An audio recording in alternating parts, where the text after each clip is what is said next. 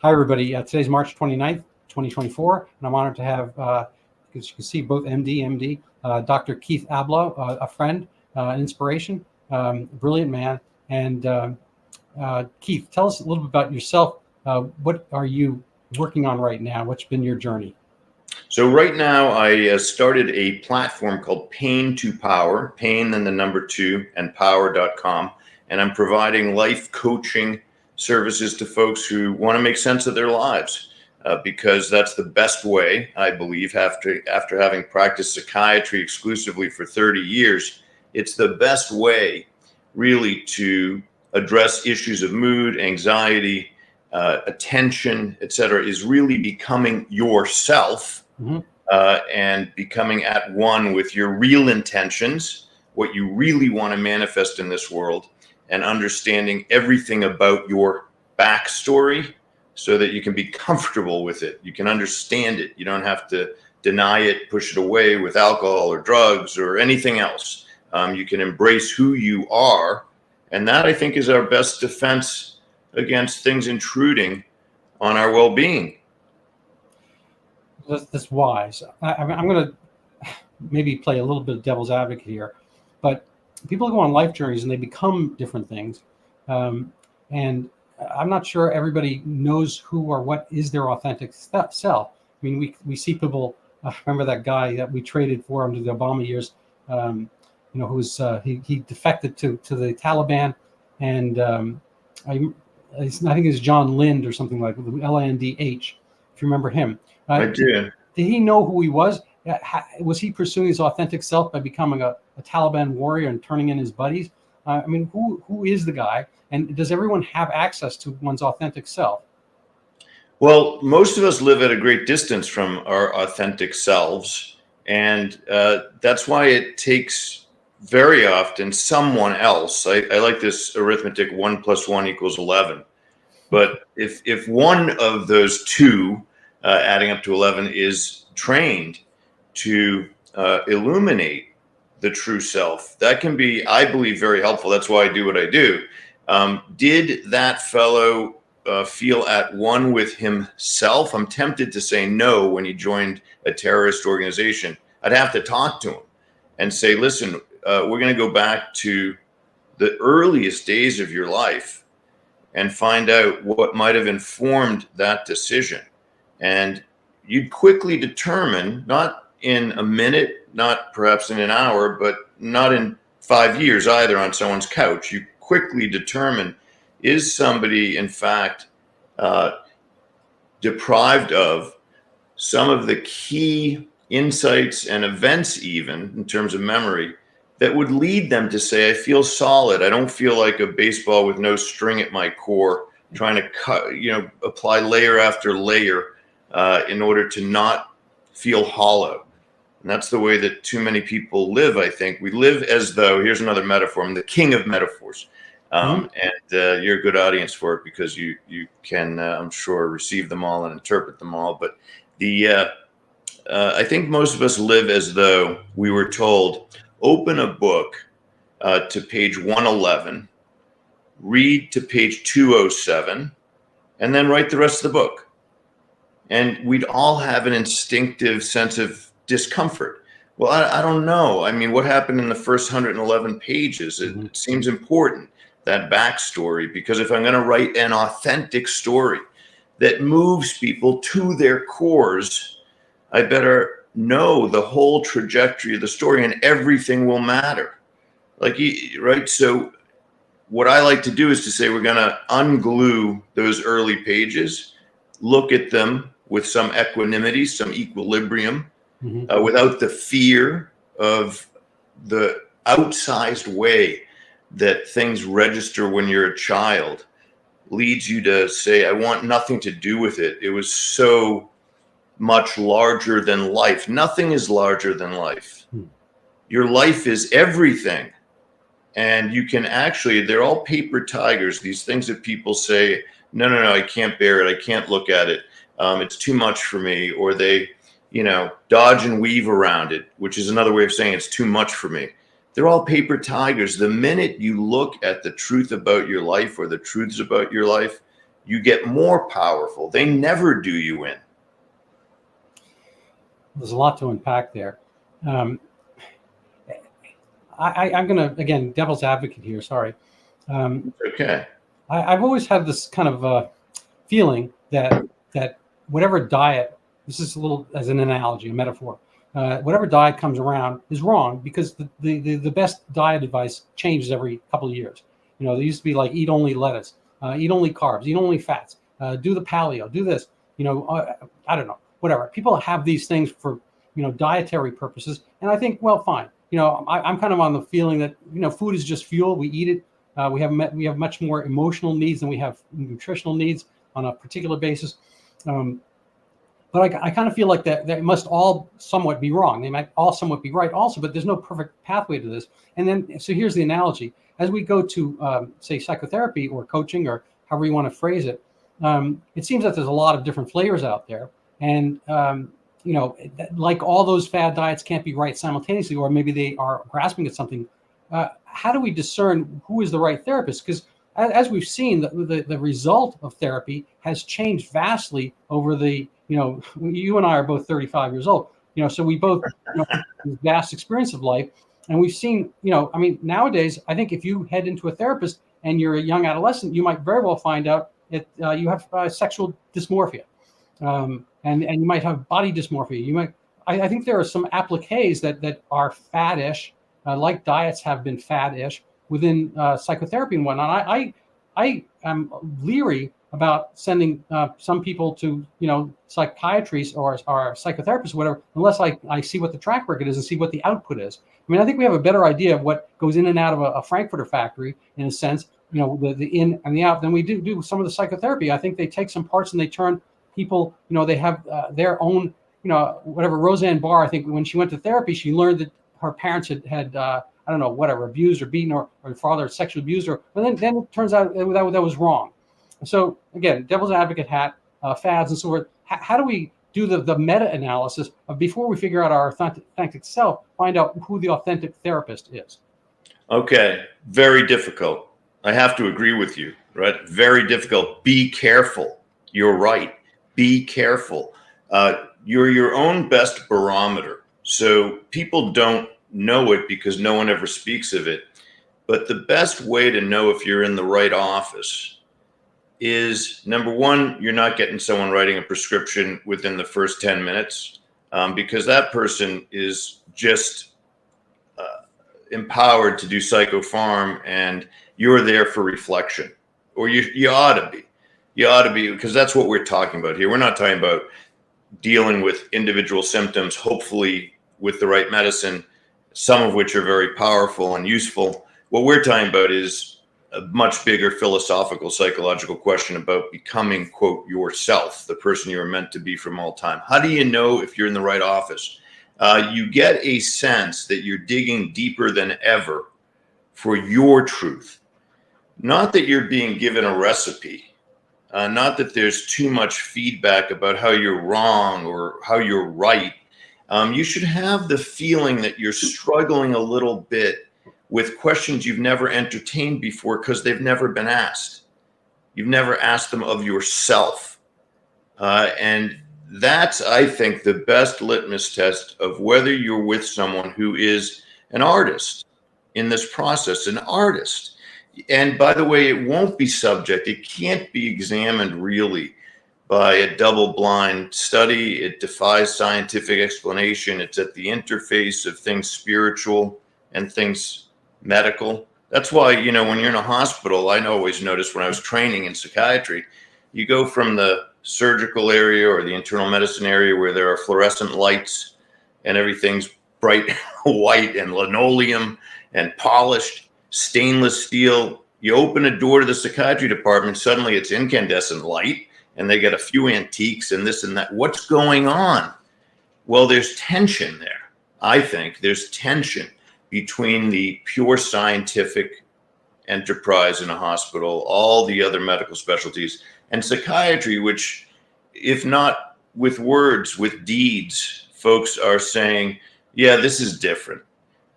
This has a spiritual core to it. And then we try to subject it to splicing and dicing into 300 odd disorders in the DSM-5 TR, our guidebook or recipe book for psychiatry, and match them to medicines, then match them to codes for insurance reimbursement.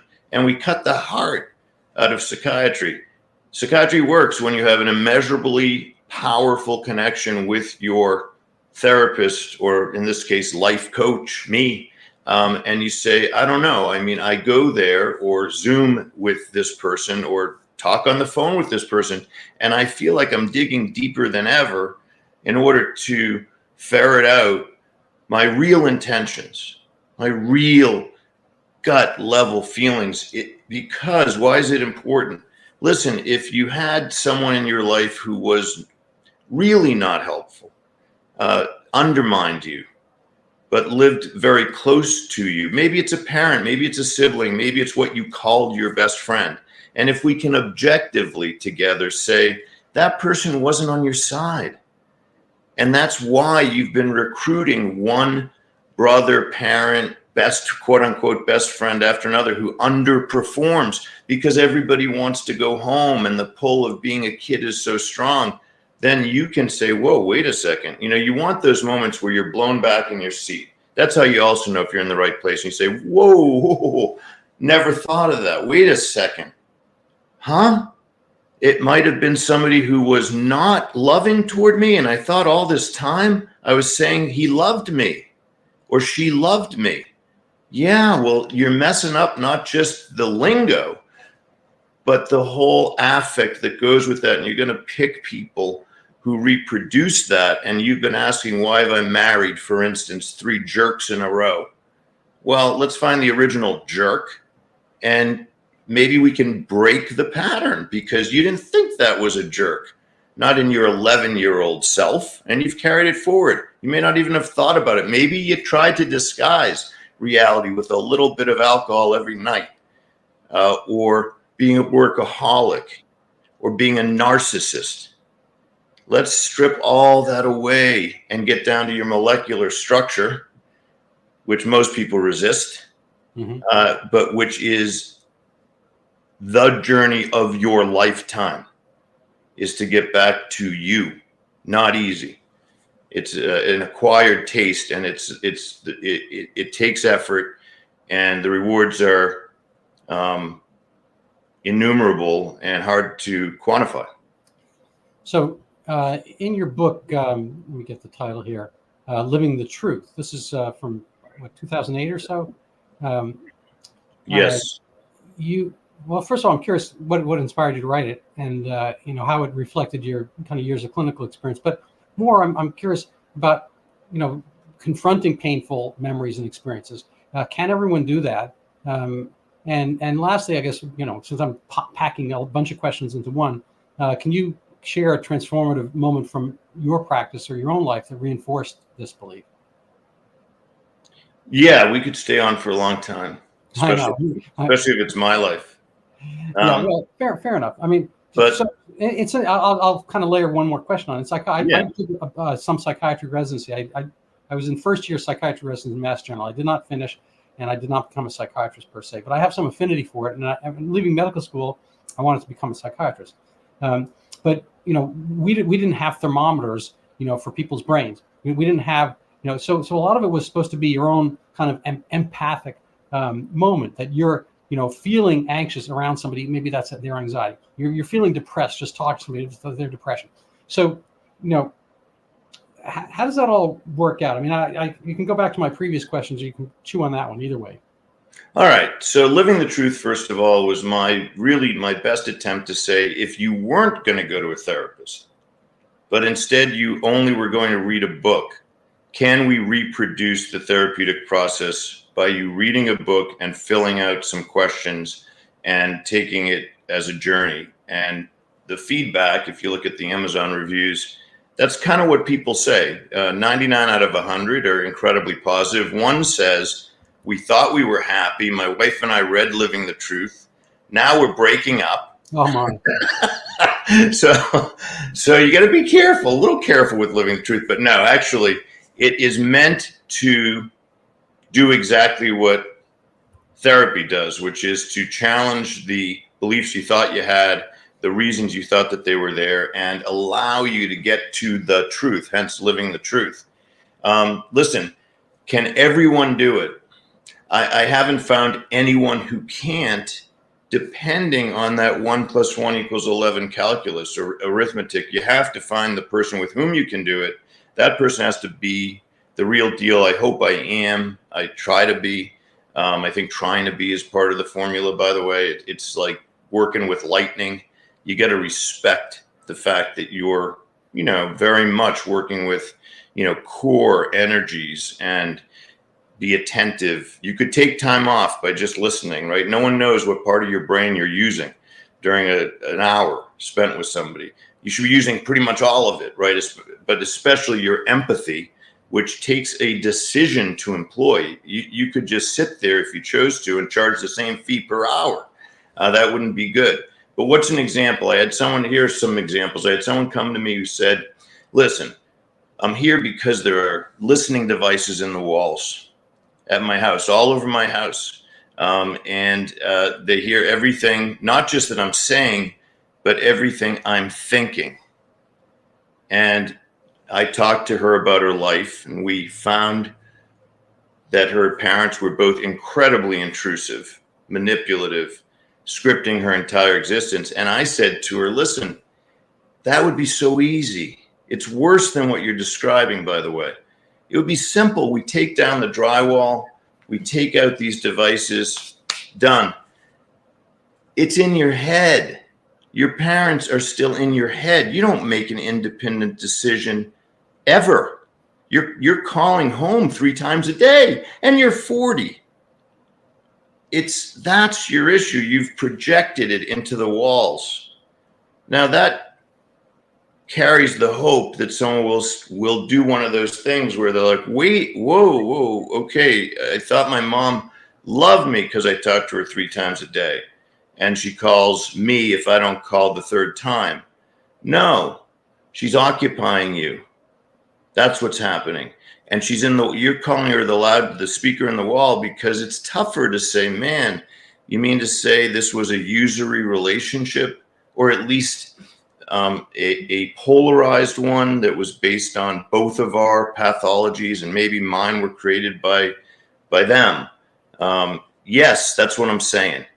And that's one example of so many. I had a woman in my office who came in because when I was a resident, this was way back in residency, she'd been to the neurologist, she'd been to the physical rehab medicine space, she'd been to physical therapy, her feet burned relentlessly. Nobody could figure out why, so naturally you get sent over to psychiatry because you're crazy. And we were talking, she said offhandedly, the minute we sat down, you look just like my grandson. And if you're just Joe, Doc, you say, oh, that's interesting, thanks, or what's his name? But I said, well, tell me about him, because nothing is random if you're practicing the art. And she said, oh, well, he's such a good boy. He's away now. He's fighting in Desert Storm, but he writes to me all the time, which I appreciate so much. And I do miss him. And I said, because you could have stopped there and said, oh, well, that's nice. Let's get onto your feet, or let's talk about something else. But I said, well, what does he write to you? And she said, well, it's not so bad. He says he's safe and he likes being in the military. There's only one thing. So what's that? She said, well, he says the sand is so hot, burns his feet no matter. I looked at her feet and she looked at her feet and she said, no, that can't be it. And I said, I don't know. I said, you love him a lot, right? You miss him? Yeah. You worry about him? I do. And I don't know if it was the tiny dose of antidepressant I prescribed, or meeting with me 5 times because I reminded her of her grandson, or the fact that we had made the connection between her grandson's burning feet and hers. Her feet stopped burning. I don't need to know. I mean, I don't need to know. And if it's the case that a grandmother's feet can burn relentlessly for her grandson with burning feet across the globe, I'm moved to my core. And that's why I love the work, because that stuff happens. Yeah, there's nothing like it. There's nothing like it. Mm. So, what category of psychotherapist or psychiatrist would you put you in? Or put yourself in? I mean, they're behavioralists. There's Freudians, Jungians. I don't know. I'm medicalized, pharmacotherapists. I mean, do you have a category you think, or no? I don't think so. I think eclectic is my category, but I would say it has elements. I definitely think there are powerful things about Freud, even though he's been thrown on the junk heap of history, but I would say unfairly.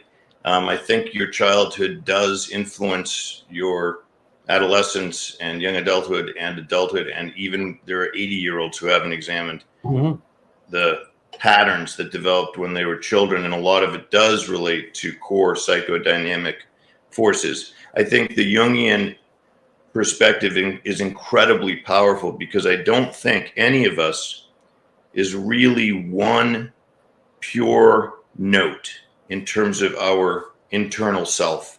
It's more like a board of directors, and I've been able to get a lot of mileage from helping people see it that way, by helping people say, I've got a rogue member of the board constantly saying to me, well, we could use Coke once more. We've worked hard today. And, you can get a long way, even if it's touching a light switch 50,000 times or 100 times to make sure it's off. That's not you doing that. That's OCD you. And then there's cocaine you in the other example. And you can actually address that part of yourself directly and say, listen, I know you want to touch the light switch again. You think that if we don't touch it this 100th time, the place is going to burn down. Guess what? We're not doing it. And I know something's going to happen here. You're going to be anxious and worried. You're going to want to look back at the building 100 times as we drive off, and we're not doing that either. But I love you. Okay, and I know you're going to try to make me do it. Believe it or not, that actually works. Yeah, I've been blown away. My therapist at the time said, why don't you start writing to the different parts of yourself? Let them write back to you. It's mind-boggling and mind-blowing that as you're sitting at the laptop, in my case, a laptop, you're writing things that you're astounded by.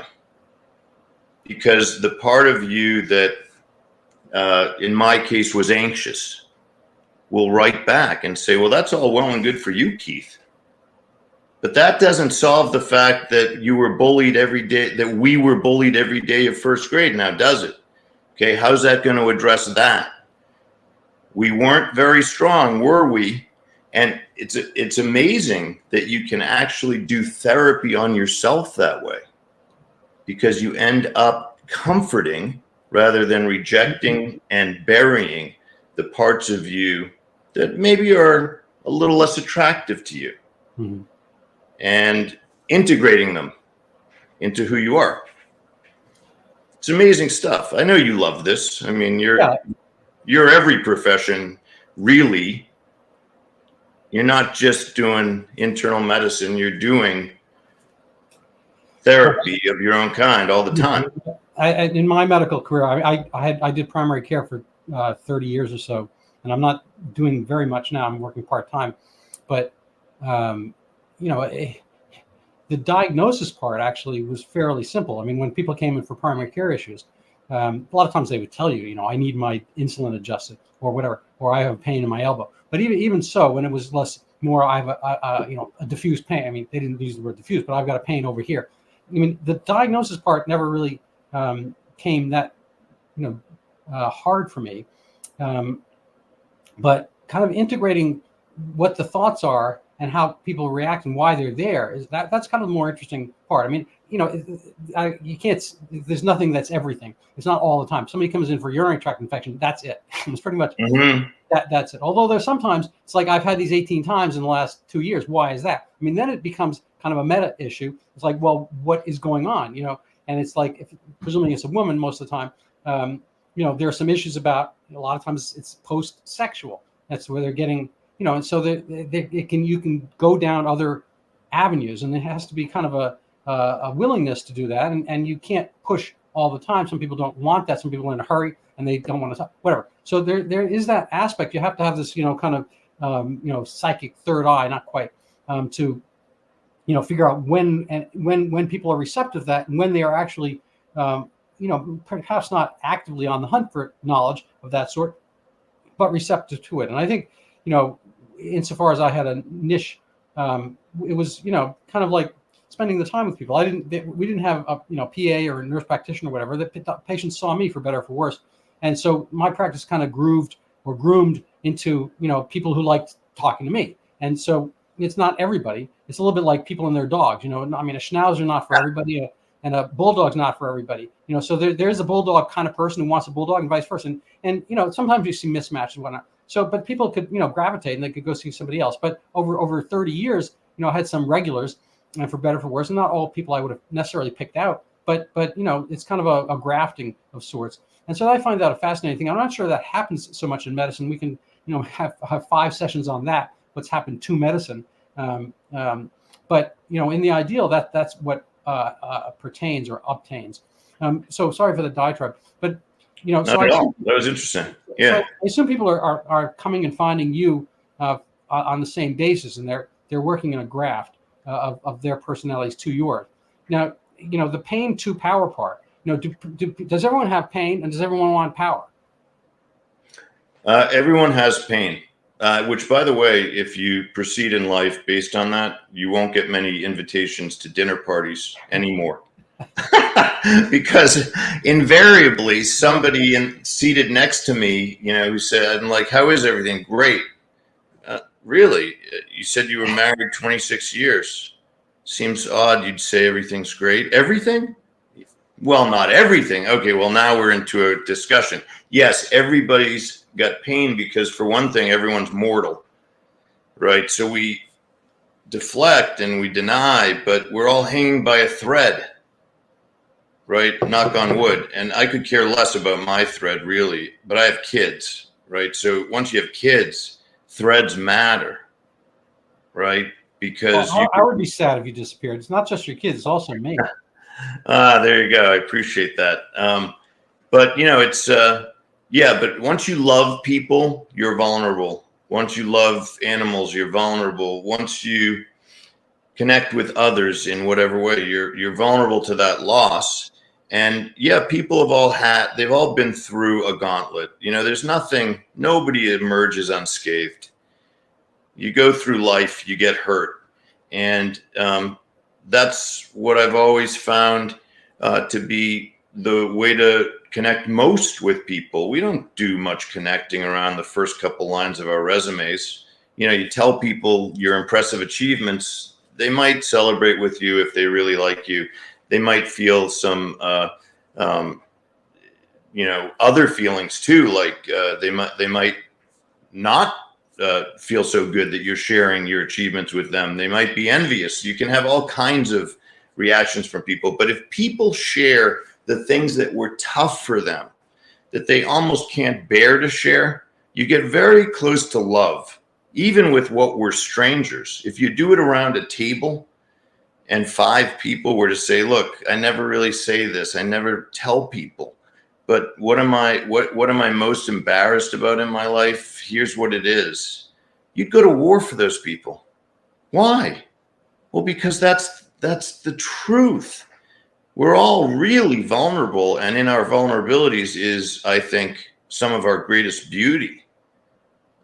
Because it's only because we're vulnerable that we can outperform, like by being empathetic with others or showing courage. What's courage? It's really being afraid, but saying, hey, I got to do this anyhow.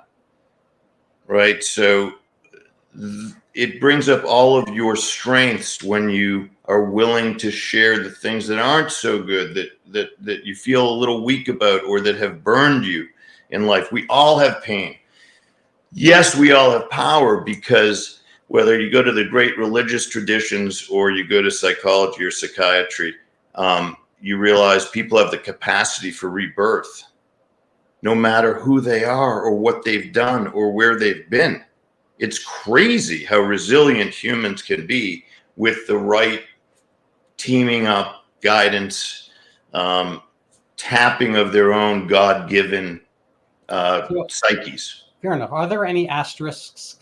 Let's try to say that 3 times fast. Asterisks to that. For instance, schizophrenia, psychopathy, sociopathy.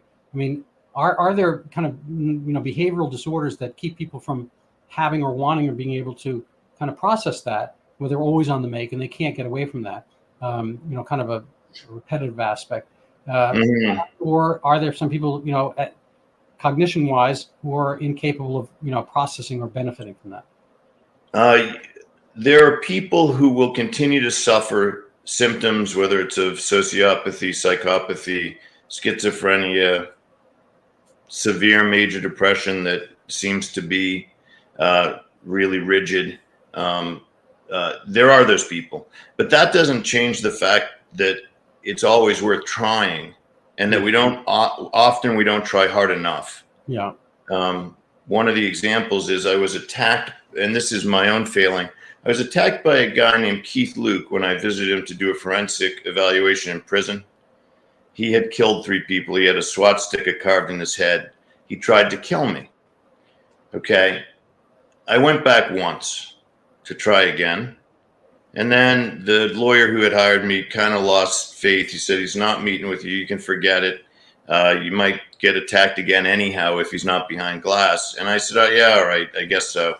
I should never have said that. That was a terrible failing on my part. I should have gone back 25 times, because it was all set up. In other words, like, it's all set up. Here's a killer named Keith. I even missed that. Keith Luke, the patron saint of healing. And I went back once. What? So, we missed these opportunities, and I missed that one for sure. And,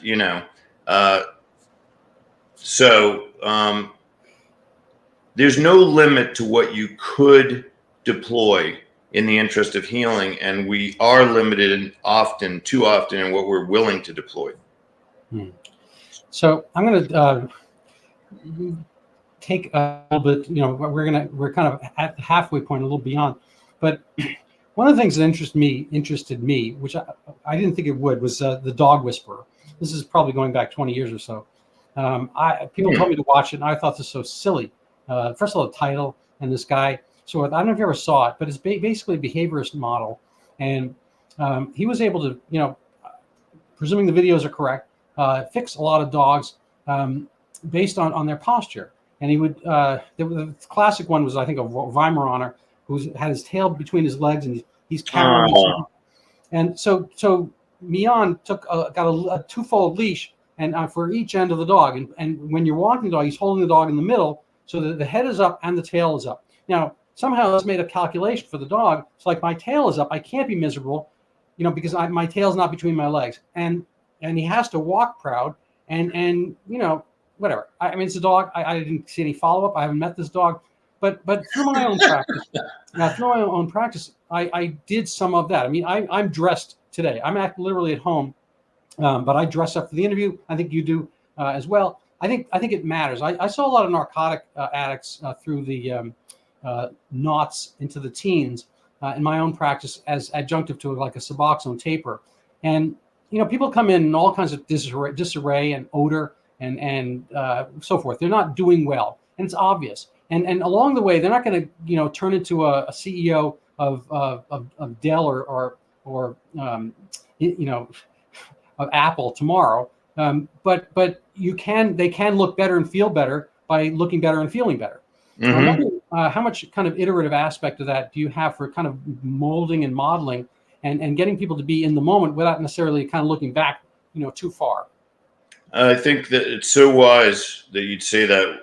And we both know Kathy Fairbairn, who wrote this book, Stand Up to Depression, about posture and how it affects well-being. And then, so she says, stand up straight. It's very tough to be as down, literally down, if you're up, right? And that, I think you're right. The dog whisperer is another example. So is my Little League coach when I was in the 6th grade, Mr. Hatfield.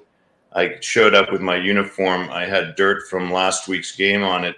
He said, "You have 2 uniforms, right?" I said, "Yeah." He said, "The other one clean?" I said, "Yeah." He said, "Well, go home and change." I said, "Why?" He said, "Because if you look sloppy, you play sloppy." Right? So we all know this in a sense. And yes, it is true that you don't have to dig to page 1 of your life story to make meaningful changes. Some of what happens is that someone who is not averse to you, has no prejudice against you, like, say, a life coach or therapist, counselor, psychiatrist, whatever it is, can look at you and say, "I don't know why you never pursued sculpting. You say you loved it in 5th grade. Your dad said that you were going to be gay if you kept doing it. But you haven't picked it up for 24 years? You should. Look at you. You're not, what were you afraid of?" That kind of empathic witnessing is some of what you're talking about in the moment. We didn't go back necessarily to the first pages of the person's life story, or if someone walks in, and I had somebody walk in. Okay, so I had someone walk into my office. Everything about the guy was threatening. His posture, his chest, had to be doing steroids, his way of speaking, aggressive. So I said, "Hey, Tony, sit down." He said, "I'm not Tony, I'm Mike." I said, No, Tony Soprano. Have a seat." He said, "Well, what are you talking about?" I said, "Dude, you're like a hyperbolic example of yourself. What's going on? You're a billboard for don't F with me. Someone fucked with you big time." And he's like, yeah. So therapy doesn't have to take forever. You can observe things and say, why would this guy look like the last thing you want to do is be alone in a room with him, let alone push him? He's going to kill you. Well, did you worry that he would punch you for what you said? No, because I really, really have a lot of faith in what seems to be the truth. And, since I was bullied in 1st grade, I can take the edge off some of the things I say. And, it's said with love. People can tell.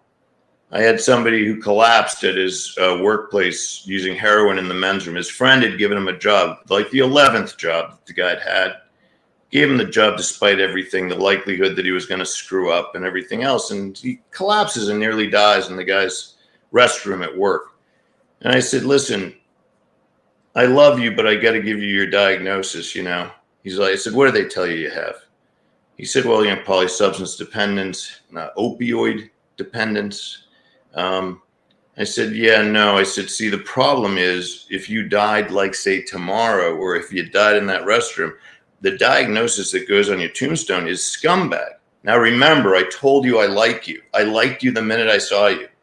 Right? So, but you took a job and you screwed him. You made him almost witness your death when he was willing to take you on out of friendship. You want to be that guy? Or do you want to get to work? Luckily, James Mann in Newton, when I went to him, my first psychiatrist I ever went to, was that guy. I never questioned whether he liked me. He seemed to be warmly engaged with me. And when I went to him the first time, he said, "What are you doing here?" 80 years old he was at the time, maybe 5 feet tall, in a seersucker suit, a couple Indian bracelets, turquoise bracelets. And I said, there's this girl, also chief resident psychiatry. They say it's embarrassing I haven't gone. There's this, there's that. He said, do you ever get the sense as you're talking that you're completely full of shit? And I said, sometimes. And he said, well, Keith, here's the thing. It's your time, it's your money, and it's your life. And if you want to waste all three, I guess I could just sit here with you. And I said, that was what I needed. That's what I needed, was someone to say, come on, man, you're going to waste our time. What's really on your mind? And that was the most healing journey I think I've taken. Not that single session, but the sessions with him. It's quite impressive. I'm trying to think. I don't have a good connection comeback for that, but I like it. I'm going to have to remember that story. I have kind of an ancillary story. Yeah. It'll be parallel play because that's what guys do well. In my narcotic addiction treatment, not my own narcotic addiction. I haven't had a narcotic addiction yet, but in treating people, I was fairly strict. I had this reputation as Dr. No, using the James Bond villain's name, because I would say no to everything. And they always wanted to go up in their doses and so forth. And I say, we're going to work this out. I think you're tougher than you think, blah, blah, blah. And people, the people who, it's kind of self-fulfilling prophecy. The people who could, would, and the people who would, could. But there are people I kicked off my program, for kind of screwing around with it. And there was famously one guy, well, famously for me, a corrections officer, and he had been doing some malfeasance, shipping narcotics in and out of the prison, getting paid. He was doing well. And part of the high life, I guess, is he was, taking some of the shipments and absorbing them corporally, himself. And this led to various troubles. And he was on my program, and then he was failing my program. He was on the program. I don't know, because maybe they made him go on the program or whatever. And he was, doing other stuff. I did drug testing people. I would, kind of pat them down, make sure there was nothing. A lot of people fake these things. And they're faking the treatment and so forth. So mine was kind of an authentic treatment if you wanted it. Anyway, he wound up failing the treatment, and he stormed out of my place. There were other people there for other medical problems, and he's like screaming and using words I'd never ever heard in my life before. I'm not kidding. I'm kidding. I had brothers, so they're words I knew, but I hadn't heard them in that context, and I couldn't physically do some of the things he asked me to do either. Anyway, so a couple months, fast forward a couple months, like 4 or 5 months later, and he shows up in my office. I'm like, oh my God, I'm not this senile. Aren't you the guy that just told me to do all those things physically? I can't do them. He says, yeah, that was me. And I, I said that stuff. I said, well, pray tell, why are you here now? I thought you called me a bleep and a bleep and a bleep and a bleep. And he says, well, you know what? You are a dot, some end point of my digestive system. But you know what? You're the kind of, asshole I need right now, because you tell me what it is and what it isn't. And I'm done with that other guy. That was a fake. You called me out on it. I was really pissed off. I was angry, and I wanted to, do more than curse you out. But I know now I need to do this, not because they tell me, but I need to do this. I need to fix my life, blah, blah, blah. And he did better. It's like, yeah, I don't know where he is today, but that was, really a telling moment. It's like, I almost put it on a poster. You're the asshole I need. But people need that. They need that truth teller in their lives. And I frankly think there aren't that many of them. I think that what we're seeing in psychiatry was kind of the melting down, the collapse of a lot of our medical and other institutions, is that people are saying what people want to hear. And so you come in and you think you're a penguin, they go get you flippers, and ship you off to, Antarctica, whatever. And if you, think you're a goat, they bring you some grass. I just don't know whether we have the fortitude to kind of, bring the power, from those pains, and let people go through a little bit of, of crafting and navigating through the various dangerous shoals of their psyche. I agree. It's harder than ever because we all live in this partly technological universe that is coaxing us outside our real orbits. So, people coming in saying, well, I work at the pizza joint, but I'm really like that guy in that Netflix show. I'm like, I don't, huh? No. You really do work at the pizza place. And by the way, I don't know that you're like that guy, because that guy is trading stocks for millions of dollars a day in that show. So help me understand. People are being cleaved from their true selves by technology, by drugs, by government, half the government, if you ask me. Maybe the progressive half, other people will disagree, I would say, is intent on taking people's autonomy away and destabilizing their core, such that they will then say, I don't feel okay. I feel destabilized in my core. It's a business model, not a treatment. Yeah, it's a business model. That's right. You can conduct business in medicine today and do no medicine. That's where we've gotten to. It's terrible. It's terrifying. People know it, by the way. I have so many people who say to me, I don't know. I don't feel as though I was even being listened to. The guy was at the computer the whole time, and then said, here is this prescription. Or, I'll see you in 3 months after you waited 6 months for the appointment. You don't feel as though there was any connection, because there wasn't. Right? We're rounding out both the psychiatric hour and the physical chronologic hour. So I'm going to let you go, not to cede, but just let you go. Thank you for your time. This was great, brother. So I want to let people see you're on Amazon here, Living the Truth. I don't have Pain to Power up, but people can find you based on your name. There's some other books that interest me. I'd like to get this one, To Wrestle with Demons, because I will sign it for you and give it to you. I will send it to you. I actually was a wrestler in high school, and and at one point, actually, I did have to wrestle with a demon, my older brother. There we go. Literally, in this case, and if they want to help support my video cast, they can go to Amazon as well. They just slide over from A to B. In this case, from Ablow to Bach, and go by Overturning Zika, the Pandemic That Never Was. And I guarantee you, it'll be a fascinating read if you know anything about the previous pandemic, Great Pandemic. And if we had known about this one, we would not have fallen so much for the last one. Anyway, so I think that will do it for today. And I'm in your debt, not at psychiatric therapeutic rates, but I am in your metaphysical debt for coming on today. As am I. Thank you for having me, Randy. Appreciate it so much.